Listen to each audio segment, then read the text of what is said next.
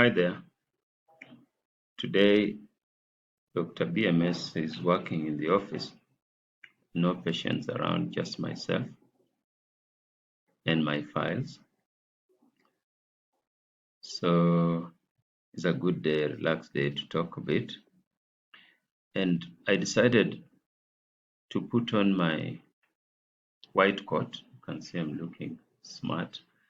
The famous doctor's white coat with a stethoscope, just to emphasize that this is Dr. BMS, and some eyeglasses to put so that I look professorial and learned, and maybe should have left a beard to grow so that I can look like the real professor that Dr. BMS is. And I think it feels good. I think I should work hard at it. But thinking about this, I thought about symbols, symbolism in human society. What do symbols stand for? That's what I would like to talk about today. We've often heard this expression that he looks the part. He doesn't look the part. It doesn't look like. What do people mean when they say that? They mean that if you are saying you're Dr. BMS, you should put on a white coat, a stethoscope, some glasses to look professorial, and so you look the part of the doctor. It's unfortunate I didn't realize this earlier. I've made a number of movies without videos without looking like the doctor, but now I get it. So, what does symbolism stand for in human life, in human society? There's this famous adage that I am because you are, and because you are, so I am, or we are because you are, and so because you are, so we are. Humans are created to want to belong to something bigger than themselves, usually other humans, human groups. And so what people are doing, what people are saying, what are people involved in is of great interest. We have terminologies to define this. We say this is in fashion. That just means what people are doing or saying, and it's attractive. And sometimes we say, oh, no, this is taboo. It means this is what people are not supposed to do, not supposed to say. All this is part of symbolism as a characteristic of human society. And so, for you, my follower of Dr. BMS, and as a human individual, it is good for the health of your body, mind, and soul, particularly the health of the mind and soul, for you to be aware about this concept of symbolism, this concept of what society expects or does not expect. And this concept, when you look at it clearly, then you see it's actually what underpins our culture, our way of life, because culture, way of life, is a set of do's or don'ts of any society, a family, a group of people.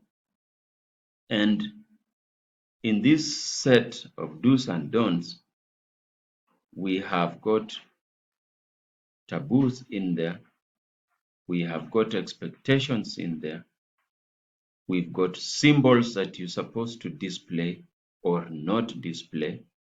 And so understanding the concept of symbolism in human life is about understanding culture. This is important particularly for young people who are maturing, leaving the comfort the protection of their families and wanting to go out into the bigger world, so that the better you understand this, the more you are able to navigate through life, expectations from other groups, and to get integrated in new communities and find your way. This will be important for your career growth and your general life outside of your family of birth.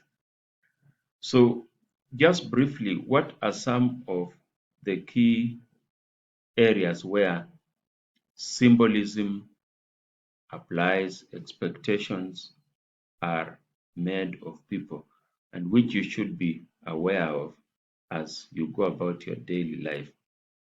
The commonest, I'll just name the commonest, are in areas like etiquette,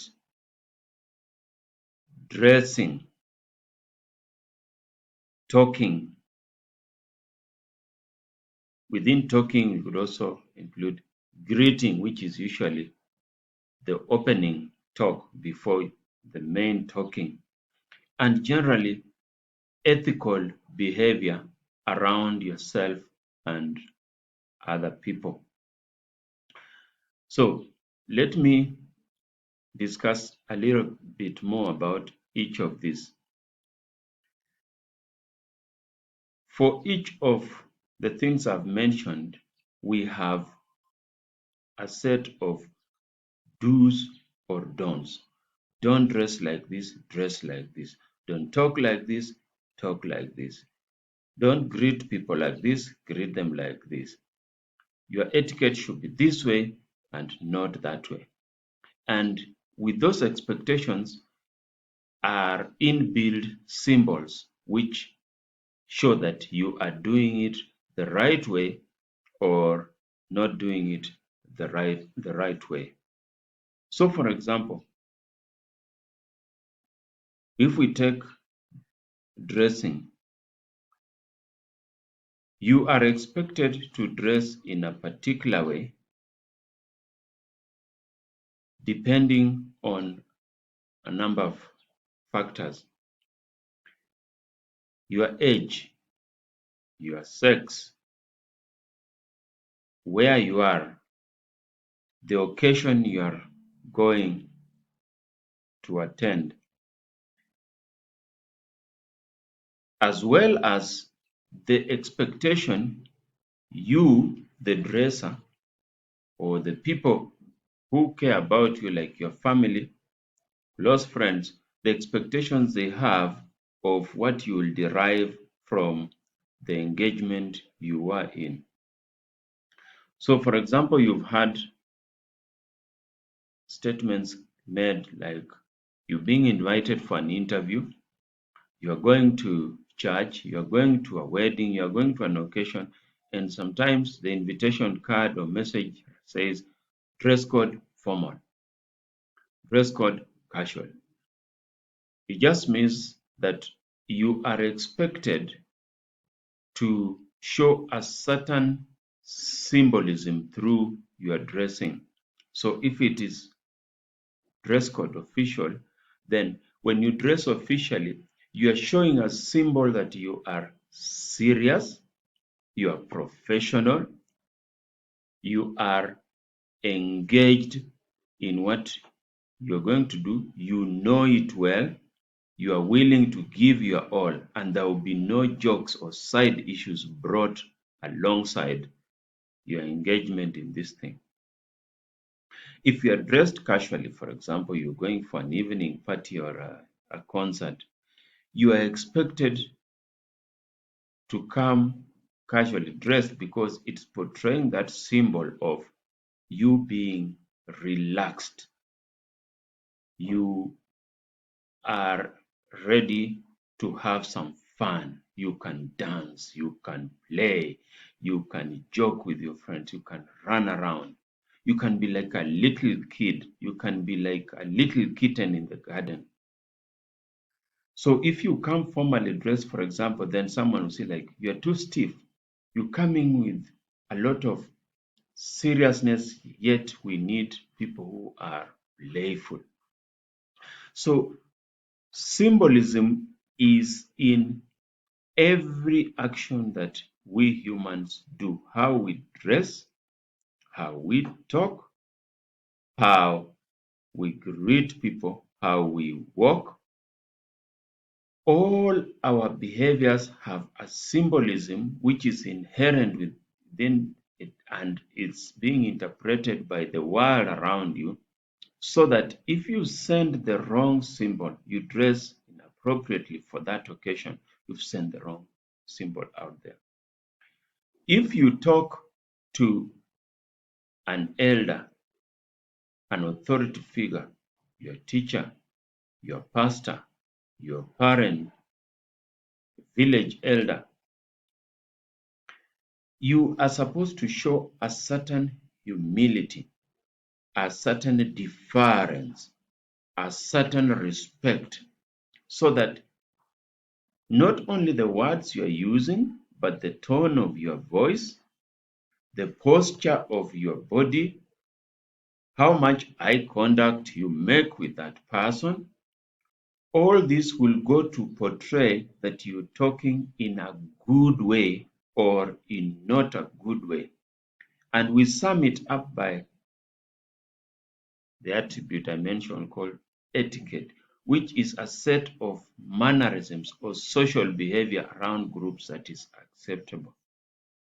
So within this etiquette are symbols that people see and interpret and make a judgment about your appropriateness, be it in dressing, in talking, in relating, in any activity. It is therefore important that you understand that these rules are there. This culture exists. These symbols exist. Because if you do not understand that, then we can say you are not aware about your environment. In an earlier video, I talked about emotional intelligence. And I said emotional intelligence is about you being aware about yourself, your emotions, how you feel from time to time, relating these emotions to the environment around you and seeing if these emotions are appropriate for this environment, if they are going to help you in this situation or to make your situation worse, and being able to moderate so that you get out of situations the best way possible and you relate with people as smoothly as possible. That was, in a nutshell, emotional intelligence. And so, this awareness you exercise in emotional intelligence also applies here, because the awareness about yourself and your environment will make you know that I'm going for an interview, and this is an interview for a doctor position. So I cannot go dressed like a dancer. I would rather go with my white lab coat and my stethoscope, looking well shaven, walking perhaps at an academic angle, so that I portray that image of a doctor. I look the part. If you go looking the contrary, then you are not only failing in expectations of etiquette, expectations of symbolism, but you're also showing like you're not aware about yourself and your environment. I have often met people who have come to me for interviews here and in my other employments before, and some of these people come and they are inappropriately dressed, inappropriately dispossessed of the interview that is ahead of them. And you look at these people, usually young people, and you wonder, are they aware about culture? Are they aware about the rules of etiquette in this society of Kenya that we live in. Some of them are brilliant people. They would do well in those interviews, but they may not end up getting the job because they are not aware about these important principles of human society. So in this video, I would like to just send out a message to the young people who I like talking to, that as you go about growing in your life, in your career, in your education, be aware about the symbolism that you are portraying out there and have the right signals, symbols being sent to the right people in the right places at the right times, because they will propel you far than the otherwise.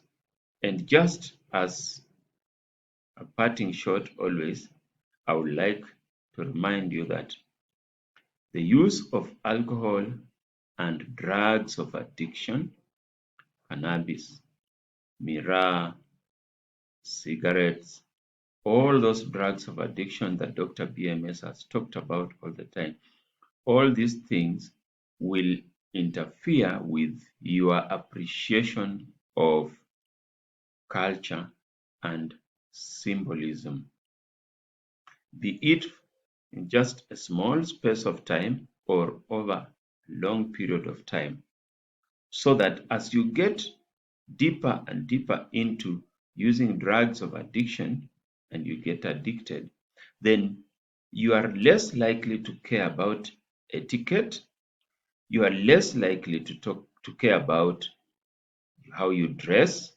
you are less likely to care about how you talk, and generally you will come out as someone who is uncultured, someone who has no regard for norms, culture, values, and who sometimes does things that are considered to be taboo. And when you do that, people will feel they do not want to embrace you and welcome you into their society. Thank you.